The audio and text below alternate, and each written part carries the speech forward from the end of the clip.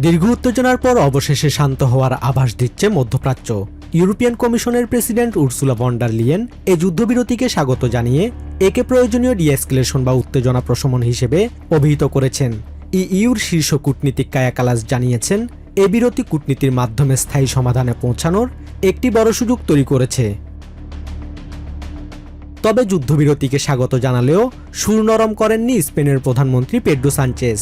তিনি কোনো দেশের নাম সরাসরি না নিলেও ওয়াশিংটনের সমালোচনা করে বলেন, যারা বিশ্বে আগুন লাগিয়ে আবার বালতি হাতে নেভাতে আসে তাদের বাহবা দেয়ার কিছু নেই। তার মতে আন্তর্জাতিক আইন ও শান্তি একমাত্র পথ। ফ্রেঞ্চ প্রেসিডেন্ট ইমানুয়েল ম্যাক্রো প্যারিসে এক প্রতিরক্ষা সভায় জানান, এই চুক্তিকে লেবাননের জন্য কার্যকর করতে হবে।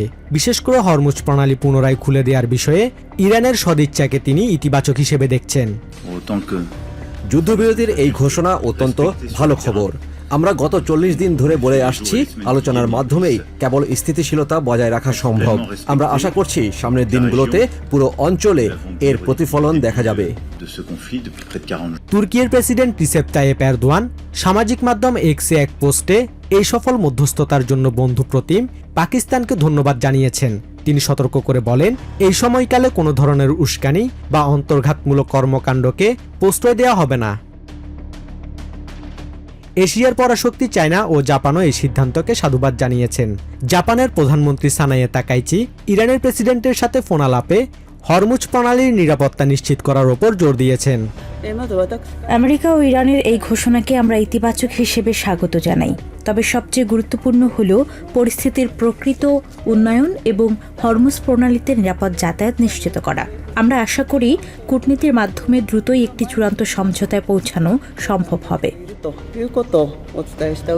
অন্যদিকে চায়নার পররাষ্ট্র মন্ত্রণালয় জানিয়েছে, তারা শুরু থেকেই ইউক্রেন যুদ্ধের মতো এই সংঘাত কূটনৈতিকভাবে নিরসনের আহ্বান জানিয়ে আসছিল। এদিকে যুদ্ধবিরতির সংবাদকে সন্তুষ্টির সাথে গ্রহণ করেছে মস্কো। ক্রেমলিন মুখপাত্র দিমিত্রি পেসকভ জানিয়েছেন, ইরানের অর্থনৈতিক ও বেসামরিক স্থাপনায় হামলা না করার সিদ্ধান্তটি অত্যন্ত গুরুত্বপূর্ণ। রাশিয়া আশা করছে মধ্যপ্রাচ্যে উত্তেজনা কমলে এখন ইউক্রেন পরিস্থিতি নিয়ে থমকে থাকা ত্রিপক্ষীয় আলোচনা পুনরায় শুরু করার সুযোগ তৈরি হবে। আমরা সশস্ত্র সংঘাতের পথে না যাওয়ার এই সিদ্ধান্তকে স্বাগত জানাই। বিশেষ করে ইরানের বেসামরিক ও অর্থনৈতিক লক্ষ্যবস্তুতে হামলা না করার সিদ্ধান্ত অত্যন্ত গুরুত্বপূর্ণ। আমরা আশা করি অদূর ভবিষ্যতে ইউক্রেন ইস্যুতেও ত্রিপক্ষীয় আলোচনার জন্য সব পক্ষ পর্যাপ্ত সময় ও সুযোগ পাবে।